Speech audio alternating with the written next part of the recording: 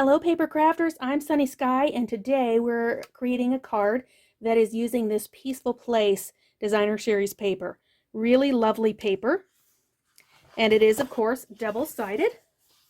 So here are the reverse sizes, and it does coordinate with a stamp set, and you can cut out with the dies that coordinate with the set. But today we're going to use a different set with this paper, and this is our card we're creating. And we're using the Reflected in Nature stamp set, and we're also going to accent with some of this beautiful foil.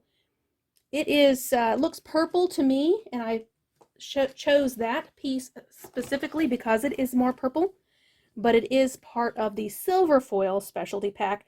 So this one is more of a matte foil, and then we have a textured foil, and then a little bit closer to a standard silver foil, but it still has a bit of line imagery in it. And I know those are really shiny on the camera, but I did want to kind of give you an idea of those pieces of foil. And those are in the July through December catalog, so you've only got another month or so to order those papers. So again, this is the card we're going to make today, and next up we'll show you the sizes of cardstock you need. So here are the sizes of cardstock that you need for today's card.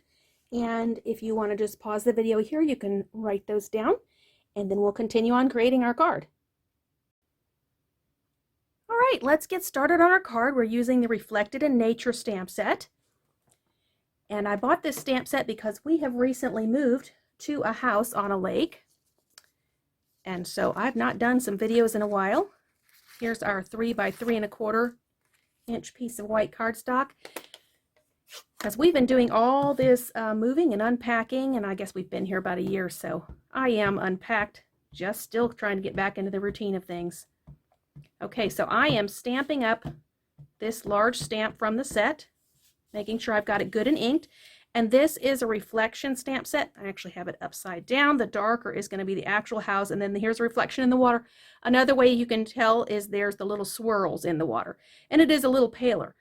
But the thing I want to do is use one of our sponge daubers to make it even a little more pale, and I'm just going to dab off some of the ink on this part that is the water surface, just to get a little more variation in color, just to have it be a little lighter on the water for even more difference in the two areas of the card.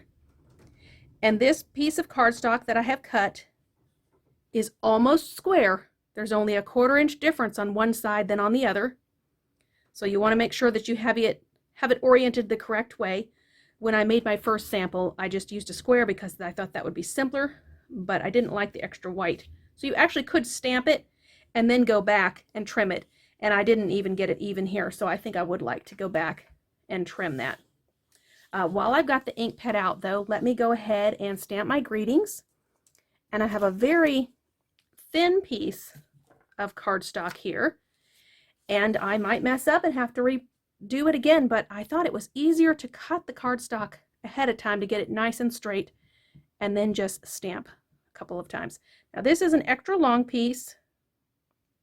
You could stamp it or you could cut it just 4 inches across, and you're gonna, hey, I did good, because you're gonna trim the ends. We're gonna banner the ends, but I went ahead and I do have a piece that's a little bit longer here.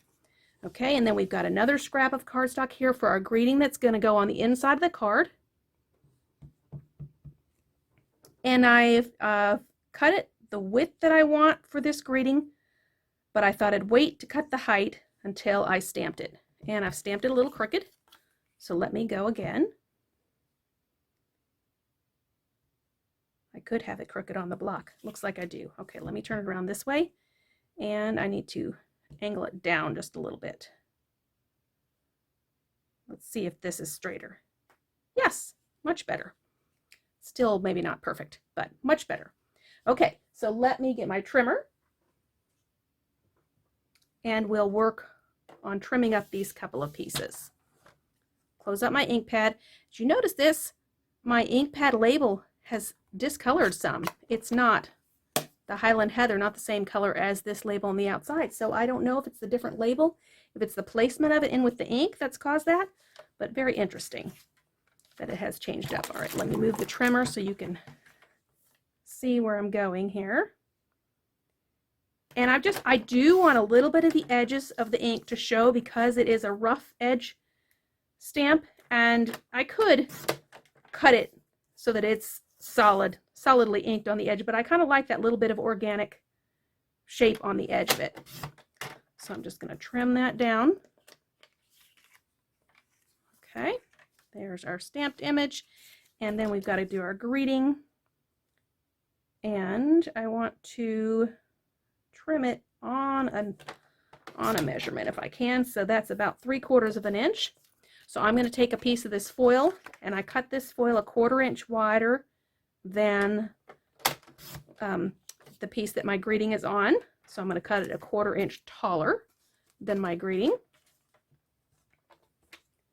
Set that aside. And this one here, we're going to use our paper snips just to flag each end. And it really doesn't matter what exact length this is. It's narrow enough to fit on the card. It's not going to be the exact same width as the stamped image of the house. So during these past several months while we have lived in our new home, we have really appreciated being able to see the color change for fall, the snow in the winter, discovering what flowers are growing in the flower beds in the spring. Really enjoyed checking out all the new things in our new place. All right, this one, I think I've already cut this to 4 inches. Yes, I have. And I'm going to do this other piece of designer series paper, 4 inches as well. And this is just a little bit of an accent on the card. This is a simple card.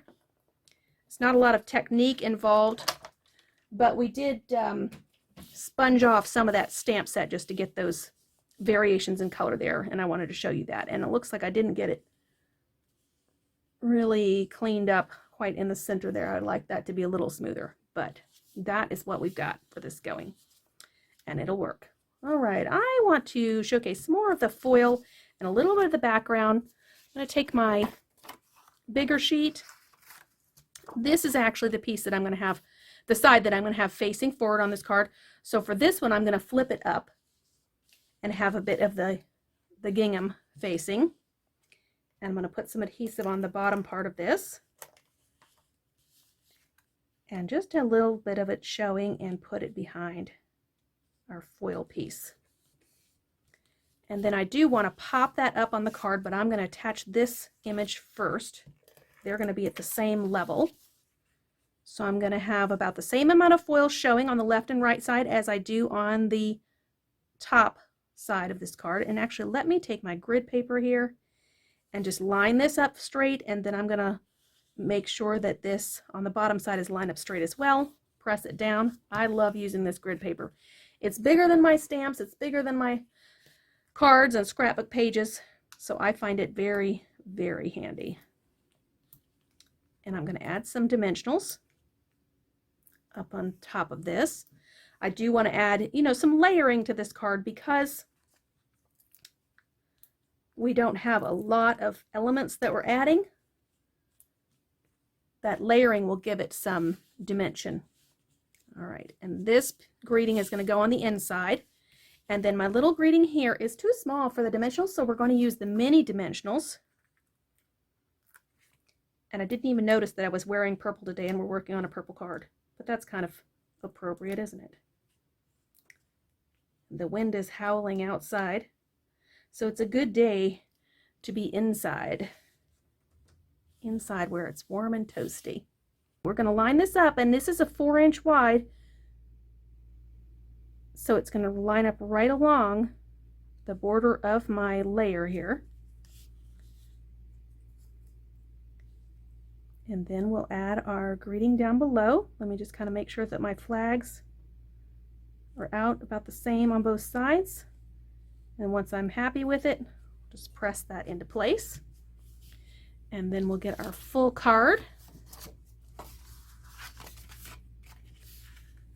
And I have pre-scored this card, but let me go ahead and get my bone folder.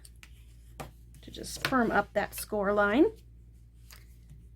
And we'll add some adhesive, and I like to do the long side on both longest sides of the card front for adhesive.